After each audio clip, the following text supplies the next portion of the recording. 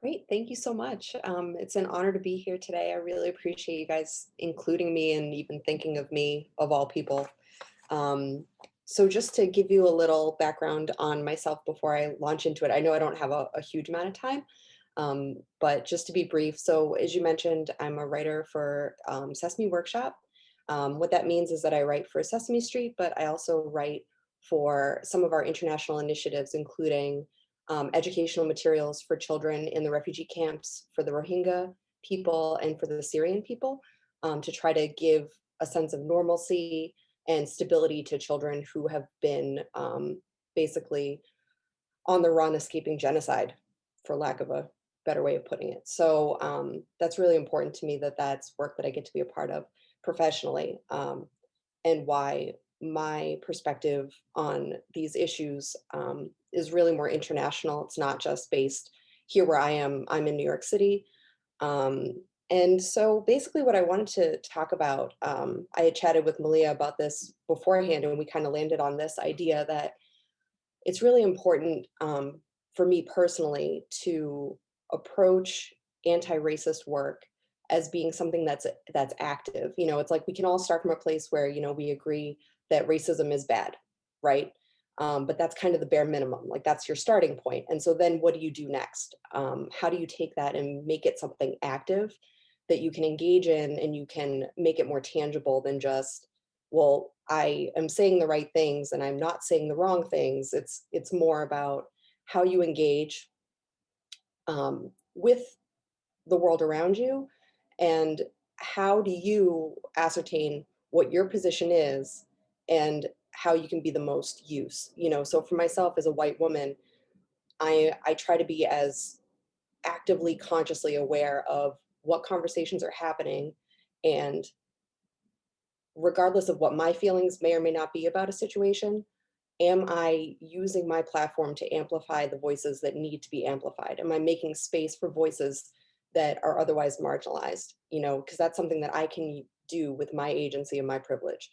Um, and that's really the keystone of that differentiation between, just being against racism and then progressing into being actively anti-racist.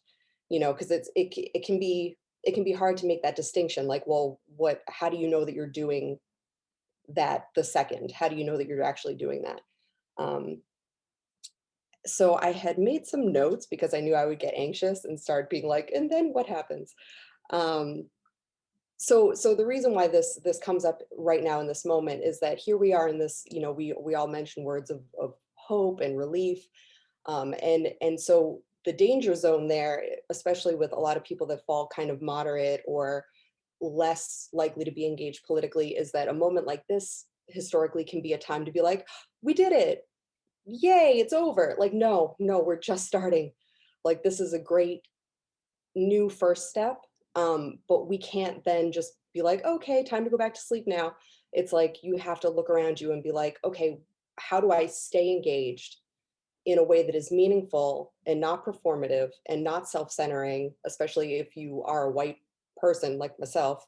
Um, Obviously, I can only speak from my own perspective, but to make sure that you're not making it about you as you're engaging, if that is work that is important to you, which I feel it should be, um, because it's really on me to look around my own community and say, how can I facilitate to make this better? How can I help make sure that I'm holding, my mother accountable, my sisters, my brothers, how am I actually being actively helpful, instead of just being like, I'm going to echo the right, you know, buzzwords, or I'm going to use the right phrases.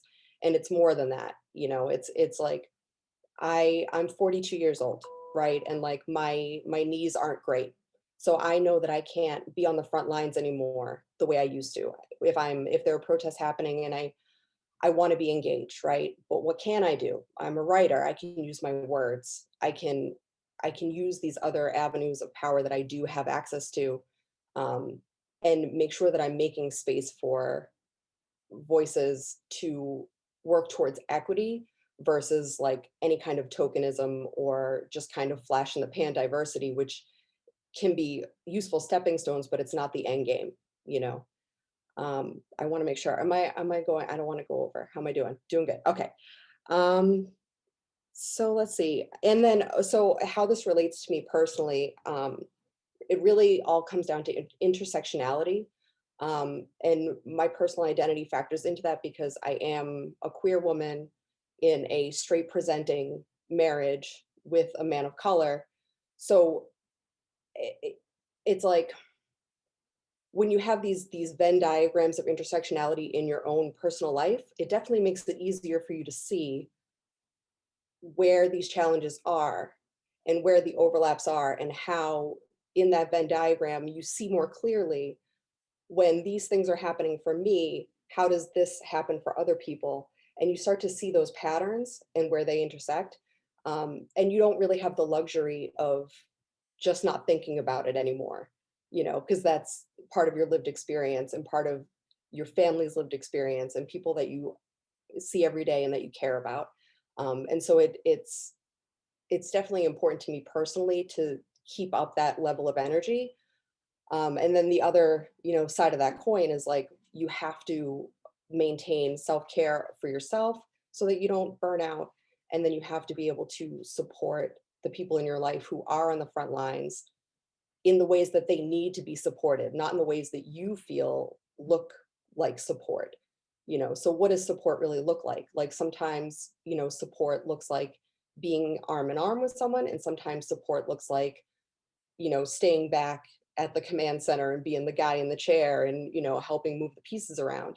And, sometimes, that support system is providing food and water and, a sense of security to people that are out in the streets. And sometimes it's writing letters and, so it's like being cognizant of the bigger picture and not getting caught up on, this is this one active thing that can happen and this is what it looks like, this is what that engagement looks like. It's like being and actively anti-racist is more about how you're living every day and like even the choices that you're making professionally when you're interviewing, and filling, like I have a rotating intern position, so what avenues am I using when I'm looking at candidates for that? And am I doing the extra work to make sure that groups are represented that may in the past have been overlooked or marginalized? And here I work at one of the most progressive, like even on paper, our organization trends, you know, we are very reflective of the demographics of society. And even there at a company that prides itself on, we're a nonprofit, we're all over the world, we're winning these grants and doing this great work, we even have to stop and take stock and be like, are we doing the most? Are we doing it correctly? Are we making sure our voices are being heard? And sometimes we fall short, so it's like that regrouping has to keep happening. It's you're never done, basically, is I guess my big takeaway. Um, and let's see.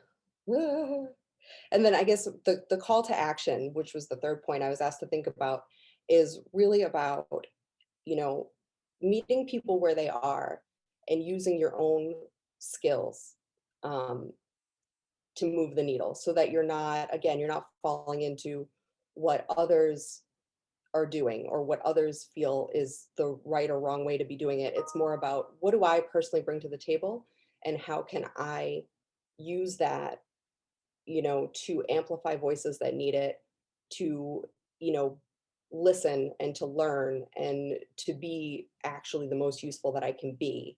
And not necessarily what makes me feel warm and fuzzy about it, but like where is the need and how can I meet it based on my own personal skills. So thanks. I could see like I'm getting red.